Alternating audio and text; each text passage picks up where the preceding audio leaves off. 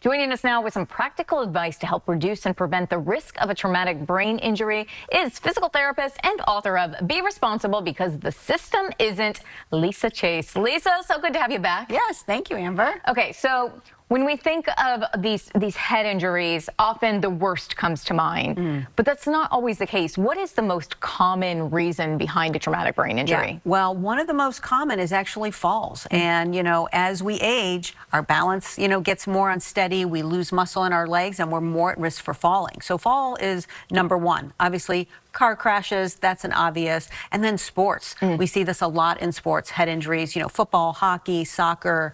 Even when I was in Major League Baseball, we saw it with even our umpires. Right. So, so sport definitely is another one. That ups it. But I mean, just standing up and walking right there, you're at a risk of actually having a head injury. Yeah, absolutely. So when it comes to these head injuries, because how many times does somebody fall?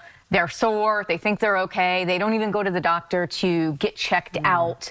What do you find is the biggest mistake when somebody has one? Yeah, well, the biggest mistake is that they ignore the symptoms, right? They think, oh, it's just a minor bump on the head, and then they notice different things like, oh, change of concentration or sensitivity to the light, but they ignore it. And that's definitely not what you want to do. You want to go in and get evaluated because our brain is so important.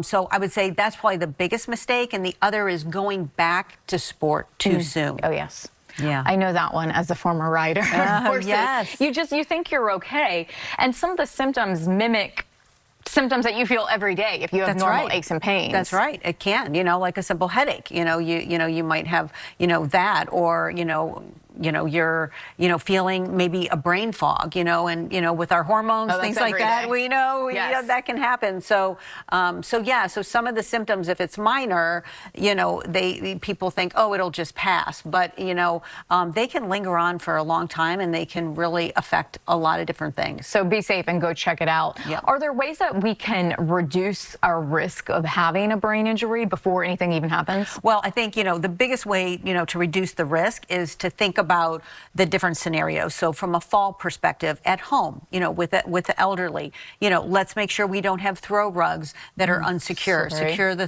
throw rugs.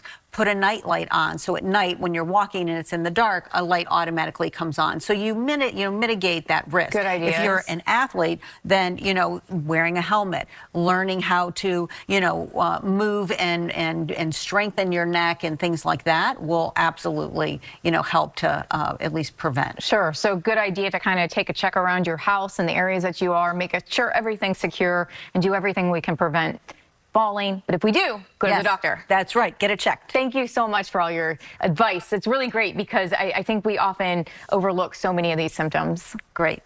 And of course, we'll share all of this info on BloomTampaBay.com. Stay with us. We have more Bloom coming up right after the break.